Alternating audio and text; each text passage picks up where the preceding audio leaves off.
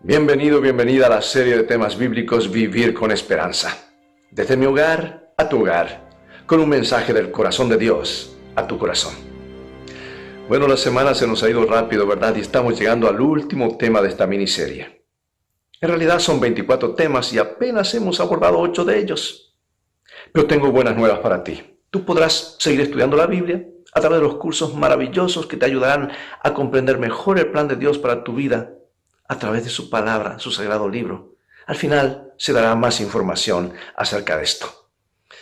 El tema de hoy es el pueblo de la esperanza. ¿Tiene Dios una iglesia? ¿Podemos identificarla? ¿Son todas ellas caminos que conducen al mismo lugar? ¿Es el plan de Dios que haya tal variedad de caminos, no importa cuáles sean? Hoy hay varios miles, yo diría miles de ellas, miles de religiones, denominaciones y ramas de alguna denominación. ¿Ese es el plan de Dios?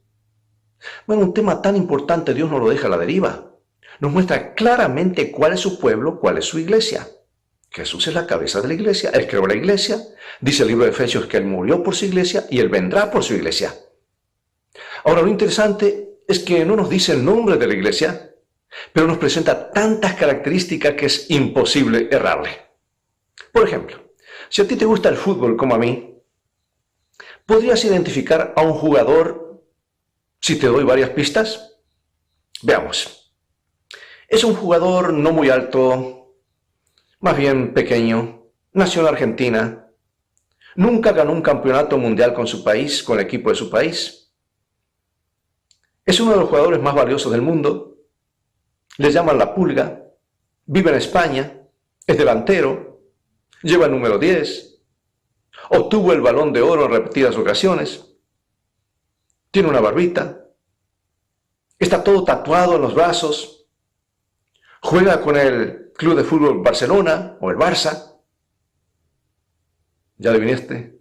Claro que sí. ¿Hace falta que te diga el nombre? No. ¿Quién es? Lionel Messi. ¿Correcto? Así Dios presenta muchísimas características de su pueblo. Ahora lo triste es que cuando Jesús venga, muchos pensarán que estaban en el lugar correcto y Jesús les dirá: no os conozco, apartaos de mí, obradores de maldad. Pensaron que estaban en el pueblo de Dios, pero no estaban. Fueron engañados. Por eso Jesús dijo: no todo el que me dice Señor, Señor, entrará en el reino de los cielos, sino el que hace, ¿qué cosa? La voluntad de mi Padre que está en los cielos. Bueno, vamos a ver varios gráficos a continuación. ¿Cuál iglesia? Algunos se preguntan, entre tantas. Y muchos me han hecho estas preguntas que las quiero compartir. ¿A la que pertenecieron mis padres? Lo que parece extraño es que esta clase de razonamiento lo usamos únicamente cuando se trata de religión. Tus abuelos tal vez creían que el carrito viejo jalado por caballos era lo mejor en sus días. Pero ¿cuántos quisieran hoy utilizar como medio de transporte un carro con caballos? Nadie, no se permite en muchas calles. Mejor se compra un vehículo con muchos caballos de fuerza.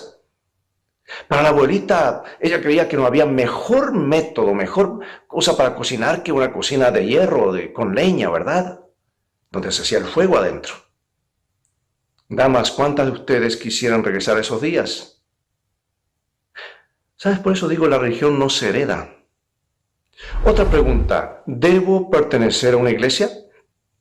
Sí, Hechos 2:14, 2:41 dice que el Señor añadía cada día a la iglesia a los que habían de ser salvos. Bueno, la iglesia no salva, pero la iglesia protege a los que Cristo ha salvado. Otra, no importa lo que crea, todas llevan al cielo. Yo he escuchado ese argumento, dicen, no, al cabo todos creen en Dios, todos tienen la Biblia. Qué raro usamos ese razonamiento solo en cosas religiosas, ¿verdad? En la vida diaria no nos sirve esa filosofía. Porque tú no vas a la farmacia y le dices al farmacéutico, necesito una medicina, y te va a preguntar, ¿cuál medicina? Y tú respondes, cualquiera, al cabo todas son medicinas. Si hacemos eso, no tendremos la medicina y nos irá muy mal. Porque si somos cuidadosos con nuestra vida física, mucho más deberíamos serlo con nuestra vida espiritual. Bueno, hay otros que dicen, no tengo dinero. Bueno, hermanos, no se trata de dinero. Dios nos ama con dinero o sin dinero. Nada trajimos a este mundo. Ni siquiera ropa y nada nos vamos a llevar. Pero Dios es justo en cuanto a los diezmos y las ofrendas, no porque las necesite, sino para probarnos antes de darnos las riquezas eternas y también con el plan de terminar para su obra, terminar su obra, la predicación en esta tierra. Bueno, hay otros que dicen, yo no quiero saber nada con la iglesia porque hay muchos hipócritas en la iglesia. Y es cierto, siempre los hubo, los habrá, y hay lugar para uno más. ¿O tú piensas que la iglesia es un lugar de santos que nunca pecan y no cometen errores? La iglesia, amados, es un hospital donde vienen los golpeados, heridos, a buscar sanidad en el médico divino. No es un lugar de personas perfectas. Y eso me hace acordar lo que me ocurrió años atrás en el sur de Texas. Me dieron algunas pequeñas iglesias en la frontera con México. Y como no tenía muchos predicadores, la mayor parte del tiempo tenía que predicar varias veces. Terminaba en una y salía rápido a la otra y después a la otra para no llegar tarde. Así que predicaba varias veces el sábado, temprano en la mañana, media mañana y luego ya cerca del mediodía. Y yo no sé si te ha pasado lo mismo, pero cuanto uno más apurado está es cuando la gente maneja más lento, ¿verdad? ¿O será que uno va muy rápido? Yo no sé. El asunto es que salí de una iglesia apurado y apenas entré en la carretera de doble vía bastante transitada y un carrito, un cochecito de esos que fue último modelo hace muchos años, entró en la ruta delante de mí. Iba lento, tan lento que parecía que tenía solo 2 velocidades, slow y parking, ¿verdad? Yo quería pasarlo, pero no podía porque venían coches de frente por la otra vía. Largaba humo blanco, parece una locomotora. Me acerqué más y ni espejo retrovisor tenía, parece que no se usaban esos modelos esos coches del Antiguo Testamento, digamos. Le iba a tocar bocina, pero no era un acto de cortesía y no adelantaría nada. Miré hacia atrás y vi una larga línea de carros que me seguían. Y todos lo estábamos siguiendo a él. Por eso alguien ha dicho que si quieres ser un líder en pocos minutos, maneja la velocidad límite por la vía rápida y tendrás muchos seguidores. Y cuando el humo se despejó, vi que en el paragolpes tenía una calcomanía que decía, puedo ser lento, pero voy delante de ti. Y eso me desarmó. No me quedó otra que reírme y aprender una lección. Y alguien puede decir, ay, qué linda sería la iglesia si no fuese por esa hipócrita o esa familia, o por esa familia que está en la iglesia. Amigo, amiga, si tú ves una hipócrita en la iglesia, ora por él o por ella, porque esa persona necesita del Señor. Gracias a Dios que ellos no son nuestro ejemplo. Jesús es nuestro ejemplo. Bueno, basta con mirar a nuestro alrededor para descubrir que hay muchas iglesias. Y alcanza con escucharlas un poco para descubrir también 2 hechos. Que hay personas sinceras en todas las religiones y todos creen estar en la iglesia verdadera. Hasta tú y yo, aunque estemos tal vez en iglesias diferentes, sentimos en el secreto de nuestra conciencia, mi iglesia es la verdadera, todas las demás están equivocadas, porque claro, nadie quiere estar en el lugar equivocado. Y frente a ese panorama, alguien exclamó una vez, oh, si tan solo la iglesia tuviera un documento de identidad. ¿Cuán fácil sería identificarla? Y alégrate, porque lo tiene. Y hacia el final de nuestro tema hoy, mostraré a través de las Escrituras que Dios sí tiene una iglesia y tiene su documento de identidad. Ahora, el deseo de Cristo es que estemos conectados a Él, quien es la cabeza, y a su cuerpo, que es su iglesia. Supón que una noche, a medianoche, te levantas de la cama, enciendes la luz, miras por todo el cuarto y allí sobre una silla hay una mano suelta, separada del cuerpo. Y cuando enciendes la luz, la mano se levanta y te saluda y te dice, hola, ¿qué harías? Huirías de terror, ¿verdad? Ahora, la mano es algo maravilloso mientras está conectada al cuerpo. No nos llama la atención. Es por eso, amados, que yo no creo en movimientos independientes, alarmistas, ramas sueltas, que muchas veces andan a la luz de sus propias chispas, porque Dios está guiando a un pueblo, un cuerpo, que es su iglesia, que con todos sus defectos hay sanidad en el médico divino, porque Jesús es la cabeza. ¿Cualquier iglesia? No. Él paga un precio muy alto por ella. Y además cada uno debe dar razón de su fe. Pregunto, ¿sabes tú por qué estás en la iglesia que estás? ¿Puedes dar razón de tu fe? Un hombre salió a caminar y encontró a su vecino que regresaba de la iglesia. Y este fue el diálogo, más o menos. ¿Es usted miembro de aquella iglesia, vecino? Sí, sí lo soy. Ah, no lo sabía. Dígame, vecino, ¿qué cree su iglesia? Y ahí lo tomó por sorpresa. Mi iglesia cree lo mismo que yo creo. Ah, qué bueno, dice. ¿Y entonces qué es lo que usted cree? Bueno, yo creo lo mismo que cree mi iglesia. Amados, la Biblia dice que todos debemos dar razón de la fe y la esperanza que hay en nosotros, lo que creemos y por qué creemos. Tenemos que estar listos para dar una razón bíblica. Ahora veamos el deseo de Jesús en San Juan capítulo 10, versículo 16. También tengo otras ovejas que no son de este redil. A esas también tengo que traer. Ellas oirán mi voz y habrá un rebaño y un pastor. O como dice el Salmo 23, Jehová es mi pastor, nada me faltará. Y Jesús dice que Él es el verdadero pastor de la iglesia, mis ovejas oyen mi voz y me siguen. Y como nos habla Jesús, nos habla por su palabra. Tú y yo tenemos que asegurarnos de estar en el rebaño del Señor, siguiéndolo, escuchando su voz cuando nos habla en su palabra. Y cuando Jesús fue confrontado a explicar cuál es la iglesia y cuál era la iglesia, Él les habló y les contó una parábola, una ilustración, que la parábola es una ilustración que explica una verdad mayor. Nuestro Señor Jesucristo acostumbraba a enseñar por medio de parábolas.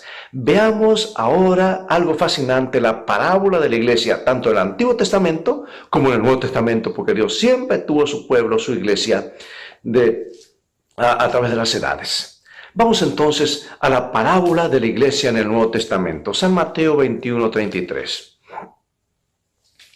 Oído otra parábola. Hubo un hombre, padre de familia, el cual plantó una viña, la cercó de vallado, cavó en ella un lagar, edificó una torre y la arrendó a unos labradores y se fue lejos. Bueno, esta parábola, amados, sobre la iglesia, debe haber sido muy clara para ellos, pues era gente mayormente de campo, agricultores, quien más, quien menos, todos tenían una viña, pues la vid era el símbolo nacional de prosperidad. Y Jesús utilizó la viña como figura de la iglesia. Ahora nota los elementos. Habla aquí que hay un lagar. ¿Sabes lo que es un lagar? Era como un cubículo donde se depositaban los racimos de uva, la cosecha. Luego entraban allí, se quitaban los calzados, descalzaban, pisaban las uvas, mientras cantaban o recitaban historias, y del otro lado salía un jugo riquísimo. Bueno, hoy no hacemos así, pero así fue en la antigüedad, por siglos. Hoy tenemos prensas, ¿verdad? Pero en esos tiempos era todo hecho a mano, yo diría, a pie.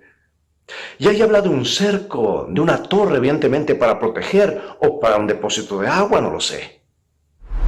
La parábola en el Nuevo Testamento. Ahora vamos a la parábola del Antiguo Testamento. Porque Jesús no tomó nada nuevo, el Nuevo Testamento no estaba escrito todavía. Así que la única Biblia que había en los días de Jesús era el Antiguo Testamento, y Jesús tomó del libro de Isaías, Isaías capítulo 5, versículos 1, 2 y 7. Ahora cantaré por mi amado el cantar de mi amado a su viña. Tenía mi amado una viña en una ladera fértil. La había cercado y despedregado y plantado de vides escogidas. Había edificado en medio de ella una torre y hecho también en ella un lagar, y esperaba que diese uvas, y dio uvas silvestres. Y aquí explica, ciertamente la viña de Jehová de los ejércitos es la casa de Israel. Allí está. La viña representa a quienes fueron en esa época el pueblo de Dios. Quiere decir que cuando Jesús en el Nuevo Testamento habló acerca de la parábola de la viña, sus oyentes sabían qué estaba hablando. Se refería a ellos, al pueblo elegido de Dios, su iglesia, su pueblo Israel. Pero los hebreos no dieron frutos, no estaban dando frutos adecuados y fueron cortados como pueblo de Dios. Es más, cuando Juan el Bautista comenzó a predicar, él dijo, arrepentíos, el reino de Dios se ha acercado, el rey ya está aquí con nosotros, dad frutos de arrepentimientos, porque si no lo hacen, el hacha ya está a la raíz y van a ser cortados como la vid del Señor. Y él predicaba al lado del río, porque la demostración de arrepentimiento y nueva vida es el bautismo, ¿verdad?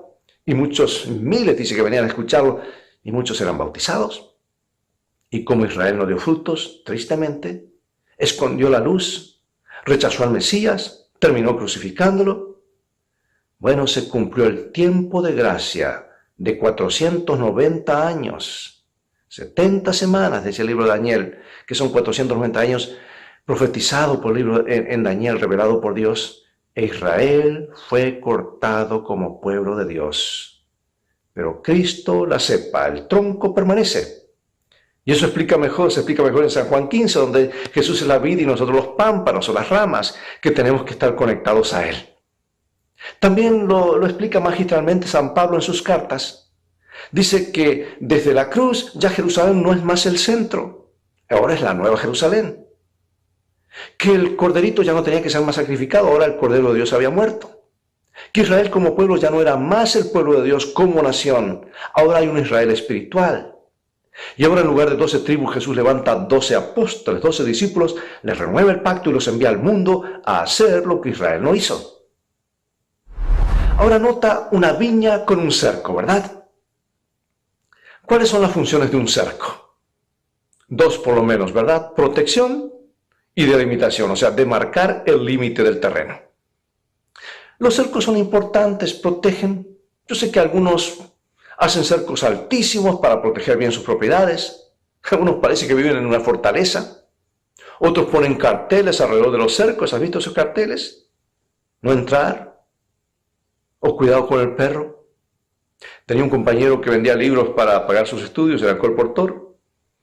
Y él estaba en cierto barrio, hay una casa muy bonita con un amplio terreno, así que él pensaba que iba a ser una buena venta, pero le preocupaba porque alrededor de la cerca de alambre había cada pocos metros un cartel que decía cuidado con el perro. Y a veces eso atemoriza, ¿verdad? Porque puede haber unos perros de esos que con mucha hambre o con buenos dientes y buenas mandíbulas. Yo en Texas vi uno más sugestivo, decía cuidado con el dueño del perro, ni se preocupe, y mostraba la figura de un Magnum 44. Así que mi amigo dio varias vueltas y pensó que era solo un cartel para amedrentar a los intrusos. Se envalentonó, abrió el portón que hizo un ruidito porque le faltaba aceite. Y cuando iba a la mitad del camino le salió un perro gigante, un Doberman que venía derecho a él a comérselo. Ahora sí creyó que había un perro. Y no pudiendo regresar dejó el maletín y se subió al árbol más cercano, más rápido que pudo, trepó hasta la última rama. Y una vez allá arriba vio un cartel que decía, ya se lo había advertido. ¿Sabes? Hay gente que no hace caso de los cercos, pero los cercos tienen su función. Ahora Jesús no va a dejar a su iglesia desprotegida para que el enemigo le haga daño. Como vimos, a la viña le puso un cerco. ¿Qué podría representar dicho cerco? Siendo que la iglesia es una entidad espiritual, la lógica nos diría que tendría que tratarse de algo espiritual que cumpla la función de un cerco. Él murió por su iglesia y vendrá por su iglesia. Evidentemente tendría que tratarse de alguna norma capaz de preservar, de proteger a la iglesia y de mantenerla dentro del terreno de Dios, ¿verdad? Y propone a priori que el cerco de protección puesto por Dios para mantener a su iglesia dentro de su terreno, dentro de cuyos límites hay seguridad y más allá de cuyos límites no hay seguridad, es la santa ley de Dios. Y lo demostraremos por la Biblia. Vamos a Romanos capítulo 7, versículos 12 y 14. Nos dice la palabra de Dios. De manera que la ley a la verdad es santa, el mandamiento santo, justo y bueno, porque sabemos que la ley es espiritual. Allí está, algo espiritual que protege una entidad espiritual que es la iglesia. Y Salmo 119, 165, el capítulo, digamos, el salmo más largo de toda la Biblia, que habla de las maravillas de la ley de Dios y del sábado. Dice, mucha paz tienen los que aman tu ley, no hay para ellos tropiezo. O sea que quienes permanecen dentro del terreno delimitado por la santa ley de Dios tienen paz, seguridad, salvación. No porque la ley salva, sino que la ley protege lo que Cristo ha salvado. Ahora, ¿qué pasa con quienes saltan por encima del cerco de la santa ley de Dios y viven al margen de la ley, fuera del cerco? Al saltar por encima del cerco pecamos. El terreno que está fuera del cerco de la ley es el terreno del pecado. Y la Biblia define el pecado como infracción de la ley. O sea que afuera hay pecado, hay muerte, estamos perdidos, estamos condenados. Ese no es el terreno de Dios, amigos, es el terreno de Satanás. Así como quien vive al margen de la ley civil vive en delito, quien vive al margen de la ley de Dios es un pecador y está en el terreno que no es el terreno de Dios, el terreno de Satanás. Y eso acarrea la muerte eterna. Y los que viven allí están perdidos para siempre. ¿Dónde piensas que el Señor va a guardar su iglesia? Pagó muy caro por ella, el precio de su propia sangre. De hecho, la querrá cuidar muy bien.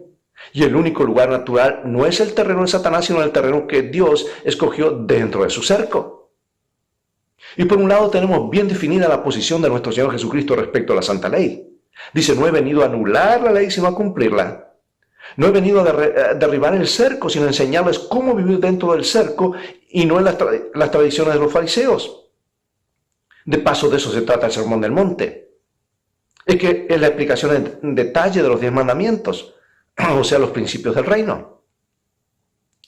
Pero por otro lado, amados, la profecía hablaba de planes siniestros que ejecutaría el anticristo, representando, que está allí en la profecía de Daniel como el cuerno pequeño, así está representado de esa manera. Dice que trataría de cambiar la ley de Dios, es decir, romper el cerco. Y lo vimos durante uno de estos temas. Y lo que voy a decir a continuación, amigo y amiga, lo quiero decir con todo cariño y respeto. Cuando leemos los 10 mandamientos en la Sagrada Biblia, y los comparamos con la realidad católica o la ortodoxa de Oriente, reflejada en el resumen de los 10 mandamientos en el Catecismo, vemos que desgraciadamente se han abierto 2 brechas en el cerco. Se ha cambiado el segundo mandamiento que prohíbe la adoración o reverencia o culto de imágenes, pero también se ha abierto otra brecha. Se ha cambiado el cuarto mandamiento que ordena santificar el santo sábado. Y ahora hay 2 puertas abiertas, ya no hay protección, no hay seguridad, no hay paz.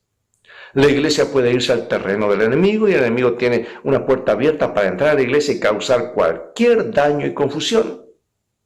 Y lo ha hecho. Al punto que algunos mezclan tradición con la santa doctrina. Por ejemplo, pregúntale a quien sea en la calle, ¿qué día es el día de reposo, día del Señor? ¿Qué te responderán? El domingo. Pregúntale qué ocurre cuando una persona muere, ¿a dónde va? Y la respuesta será, bueno, creo que si es buena va con el Señor al cielo, si es mala al infierno, o si es más o menos al purgatorio. Y otro va a decir, no sé, porque ignora las Escrituras. ¿Captas qué ocurre cuando se rompe el cerco? Hay confusión, hay caos, y eso es lo que el diablo se propone hacer en el universo de Dios, y especialmente con el pueblo de Dios. Ahora, los protestantes arreglaron uno de los mandamientos, el que tiene que ver con la adoración de imágenes. Y tienen razón, porque el mandamiento es el mandamiento. Y fue promulgado para cumplirlo y obedecerlo. Así que repararon esa parte del cerco. El problema es que dejaron abierto el cerco en el cuarto mandamiento y no lo han reparado. Y es más, dicen que así debe ser. Y en definitiva es exactamente lo mismo. El cerco está dañado, no hay protección. Es como la anécdota que contaba un pastor relativa a un señor que viajaba años atrás en un tranvía en la ciudad de Buenos Aires, donde hay muchos descendientes de italianos y hablan con ese acento italiano, ¿verdad? Que mezclan un piccolo del idioma. Y bueno, era un invierno, así que a 1:00 de la mañana, y este amigo tenía la ventana, entró al tren y levantó la ventana, esas ventanas grandes de los trenes, del tranvía. Entraba un frío que congelaba hasta las ideas. Y la pobre dama que compartía el asiento con él tímidamente le sugirió que bajase la ventana, por favor, porque ella estaba temblando de frío. A lo que este señor, en su típica lengua italiana, mezcla de español con italiano, le contó, es igual, señor, es igual, en otras palabras, da lo mismo. Así que otro pasajero que viajaba en pie, estaba parado, y estaba escuchando la conversación, se impacientó, y a los gritos le exigió que cerrara la ventana. Pero como aquel hombre sigue insistiendo en su desiguales, llamó al guarda. Y cuando el guarda llegó y le ordenó bajar la ventanilla, el hombre la cerró y dijo, está bien, más, recuerde, es igual. Y mientras bajaba la ventanilla que no tenía vidrio, estaba rota, sacó su brazo hacia afuera y continuó viajando y se le dijo con una sonrisa, es igual, es igual. Y tenía razón. Como esa ventana no tenía vidrio, era igual que tenerla abierta o cerrada. ¿Sabes? Por un lado me parece que a la cristiandad le está sucediendo lo mismo. Por un lado los protestantes se preocupan por arreglar el cerco de la santa ley de Dios, que la gente no mate, no robe, que no adore imágenes, e insisten que hay que obedecer el precepto de quitar imágenes. Pues Dios lo manda y tienen razón, pero por otro lado mantienen roto el cerco en lo relativo al día de reposo. Y el diablo que ve todo eso, aunque no es italiano, se ríe Mientras dicen, más es igual, mientras mantengan esa parte del muro abierta, del cerco abierta, es igual. No importa que prediquen todo lo demás, o se emocionen, canten y alaben a Dios, es igual. Puede hacer cualquier daño, el daño que quiera la iglesia, porque el cerco está roto. En otras palabras, amados, ya no hay límite entre el terreno real de Dios y el terreno de Satanás. No importa si está dentro o fuera de la iglesia, en cualquiera de los casos ya no hay protección divina. En cambio, la iglesia que está dentro del cerco sano vive una situación muy diferente. ¿Cuál fue la misión del Señor? Algunos malentienden la misión de Jesús. ¿A qué vino? ¿A destruir el cerco de la ley? No, eso es obra del anticristo. No creo que nadie pretenderá que Cristo vino a hacer las obras del anticristo. ¿A sacarnos del cerco de la ley para que vivamos al margen de ella? Oh, por favor. Eso es lo que hizo Satanás con Adán y Eva en el jardín del Edén. No pretendamos que Jesús vino a hacer las obras del diablo, por favor. Al contrario, Él vino a deshacer las obras del diablo, como dice 1 Juan 3:8. La Santa Biblia es muy clara, hermanos. Él vino a salvarnos del pecado, que es infracción de la ley, a sacarnos de la transgresión de la ley, a perdonarnos por su gracia, a guardarnos dentro del cerco. ¿Dentro de cualquier cerco? No. Si está roto, estar dentro o fuera es lo mismo. Él nos salva del pecado por gracia y nos guarda dentro del cerco sano en su terreno, no en el terreno de Satanás. Y así lo hizo con la mujer encontrada en el mismo acto de adulterio. La encontró viviendo al margen de la ley, en el pecado, en el terreno de Satanás. La perdonó por su gracia y le dijo, vete y no peques más. O sea, no desobedezcas más la ley, no sigas al margen de la ley, allá fuera del cerco. Quiere decir que la perdonó por gracia para vivir dentro del cerco de la ley de Dios. Y ahora llegamos al clímax, el documento de identidad de la iglesia. Todo documento de identidad tiene por lo menos dos características, ¿verdad? Dos características importantes. La foto de la persona y sus impresiones digitales. A veces hay personas muy parecidas, incluso hay quienes trabajan de dobles. Pero cuando se toman las impresiones digitales, se descubre quién es quién. Sí, la cara se puede maquillar, pero las huellas dactiloscópicas o digitales no se las puede maquillar. Y ahora pregunto, ¿a qué libro de la Biblia debemos ir para ver el pueblo de Dios justo antes del regreso de Jesús? Al Apocalipsis, por supuesto. Y aquí está el documento de identidad de la iglesia como lo presenta Jesús, amados. Apocalipsis 14:12. Aquí está la paciencia de los santos, los que guardan los mandamientos de Dios y la fe de Jesús. Yo comparo la foto a la fe de Jesús. Muchos se parecen, cantan los mismos himnos, hablan de Jesús, pero cuando obran, o sea, meten la mano, ¿qué ocurre? Se ve quién es quién.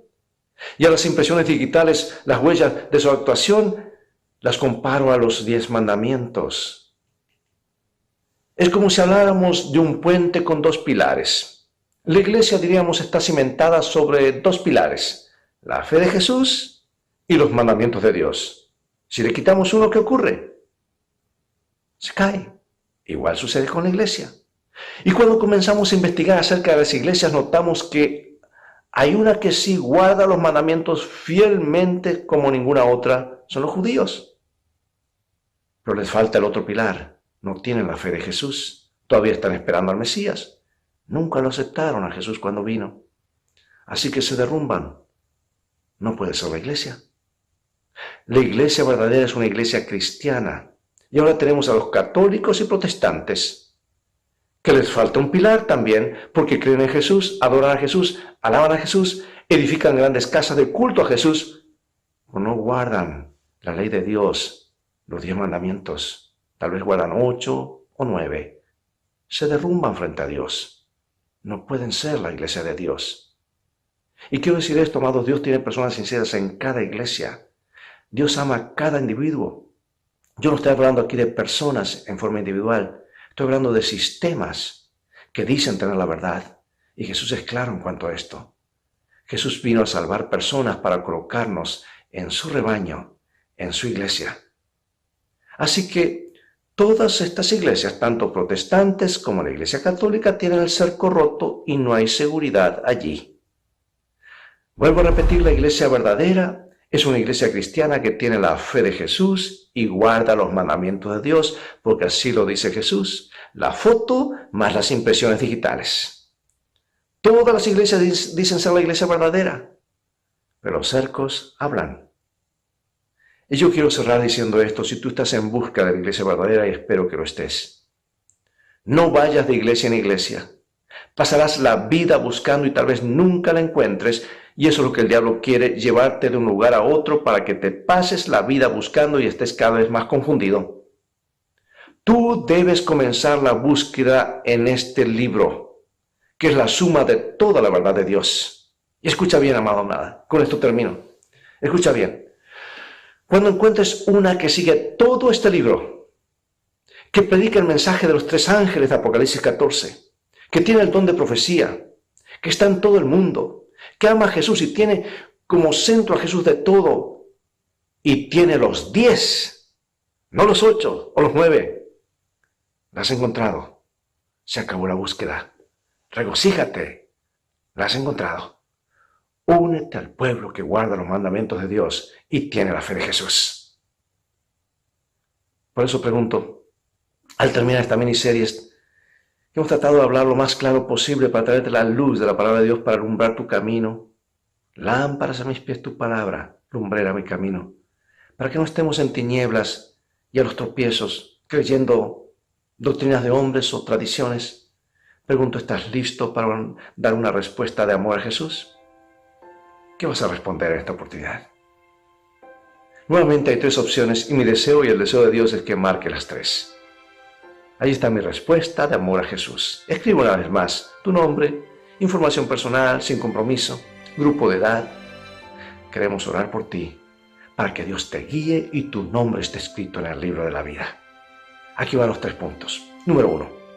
Acepto a Jesús como mi Salvador personal. Si es así, marca frente a algún número 1, pon allí acepto. Número 2. Quiero pertenecer a Cristo y ser bautizado. Marca frente al 2. No es ningún contrato, pues es el deseo de tu corazón y queremos orar por ti. Y número 3. Quiero ser parte de su iglesia y estar listo cuando Jesús regrese. Una hermosa decisión. Parte del rebaño del Señor. Repetimos. Número 1. Acepto a Jesús como mi Salvador personal, frente al número 1. Número 2. Si es tu decisión, quiero pertenecer a Cristo y ser bautizado, marca frente al número 2. Y número 3. Quiero ser parte de su iglesia y estar listo cuando Jesús regrese. Vamos a orar. Y no te vayas porque hay un anuncio muy importante después de la oración. Oremos. Padre nuestro que estás en el cielo, gracias te damos porque tu palabra es clara en cuanto a este tema. Gracias por Jesús, que es la cabeza de la iglesia, Él fundó la iglesia, Él murió por su iglesia y Él vendrá por su iglesia. Queremos asegurarnos de estar en su rebaño, entre su pueblo que lo ama, tiene la fe de Jesús, predica a Jesús y lo ama tanto que está dispuesto a obedecerlo. Perdónanos si hasta aquí no hemos sido fieles en buscar cuál es tu pueblo. Tú nos has mostrado claramente hoy, nos muestras por tu palabra. Ayúdanos a tener fe, a dar un paso de fe hacia Jesús, hacia su verdad, para formar parte de este último momento final antes del regreso de Jesús. Bendícenos, sabemos que lo harás porque lo pedimos en el nombre de Jesús. Amén. Dios te bendiga y te guarde, y recuerda, tú vales mucho para Jesús. Él te ama más de lo que puedes imaginar. Por eso nos ha dado este bendito libro, la Carta de Amor, el Manual del Fabricante, porque para aumentar nuestra fe, y la fe es por el oír, y el oír por la palabra de Dios. Dios te bendiga.